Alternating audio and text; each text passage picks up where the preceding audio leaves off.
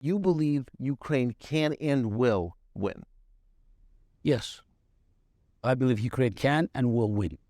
I think it's inevitable. It's a matter of the cost. And every day of delay of giving Ukraine what it needs to win simply is pushing this cost up. What I hear you saying is we should be accelerating a pace at which we're sending HIMARS, ATACMS, sort of long-range. Yes, it's also important for Russia because less Russian soldiers will die in this useless war, and it will make the moment of the collapse of Putin regime closer. It will not continue this senseless massacre. I'll even offer a specific instance. You mentioned some of the weapons, HIMARS and so forth. Right now, Iran has given Russia these drones as well as long-range missiles. Iranian drones are primitive by American standards, right?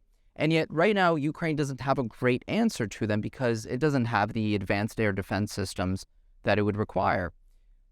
What we could do very quickly and easily is give Ukraine unmanned aerial vehicles of our own, which, like I said, are far more advanced than anything Iran could provide. And if we give them even a couple $100 million worth, that would be enough to close the skies over Kiev, over Odessa, over much of the populated portions of Ukraine. But the argument against doing so is that a confrontation that leads to a direct confrontation between the U.S. and How come? The UAVs would be controlled by Ukrainians. How come? It's the same. What's the difference between American drones and HIMARS? Critics of that specific aid would make the distinction between defensive and offensive weapons. It's defending Ukrainian skies, saving Ukrainian civilians from massacre. It's not defensive. All this talks about defensive, offensive. It's absolute nonsense. Everything that helps Ukraine winning the war is defensive. So this is because a lethal weapon is offensive by definition. Of course, so this HIMARS is offensive. So it's not, but it's still defense because they are fighting on Ukrainian land.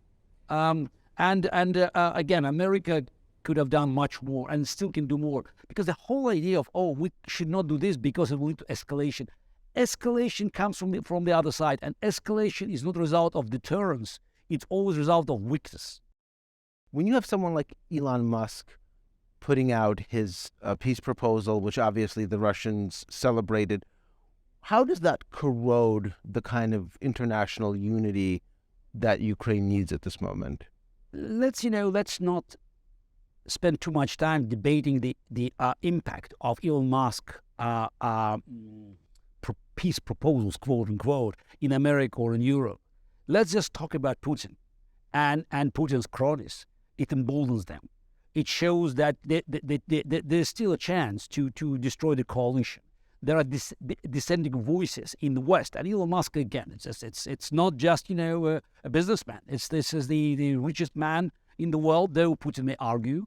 So, but it's with tens of millions of followers on social media, and again with a lot of political weight and also economic influence. So the fact is that he's buying Russian propaganda points and suggesting that Ukraine would capitulate. By the way, 86% of Ukrainians still want to fight. That's the latest poll. So that's no matter the cost.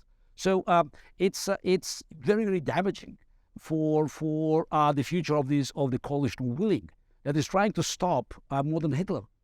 I want to get your plausibly best and plausibly worst case scenarios in the months ahead for the war. I don't want to talk about the worst because hopefully the worst is behind us. But it doesn't mean that we should celebrate. So the one of the problems is winter, and Putin, by the way, is playing these cards.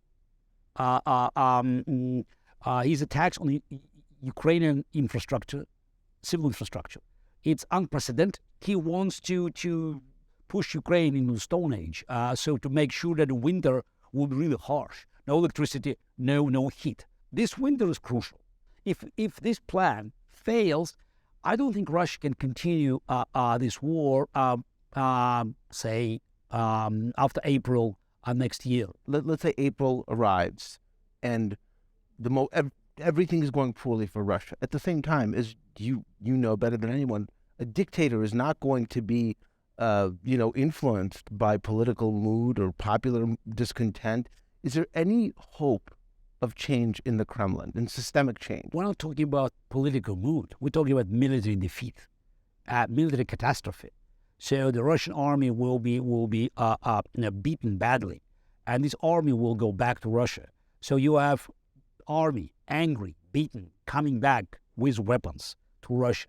You have a few million refugees, and then you have economic crisis beyond one's imagination, real crisis. So it's not just slow down the economy. The country will be sliding into economic and financial abyss. If these conditions are not indicators of dramatic change, I don't know what it is. So it's not about Putin making commands and just and reshuffling the government. It's the whole country will be falling apart, and then what may happen, and it's my hope, what I call democracy by default. It's not that the Russian people will all of a sudden decide to embrace democracy, but when they recognize that the choice is becoming Chinese satellite state, or trying to go back to Europe, confessing our crimes, and also throwing the corrupt fascist regime, I think the choice is fairly easy. And again, who cares, what Putin thinks and some of his cronies, trying to do.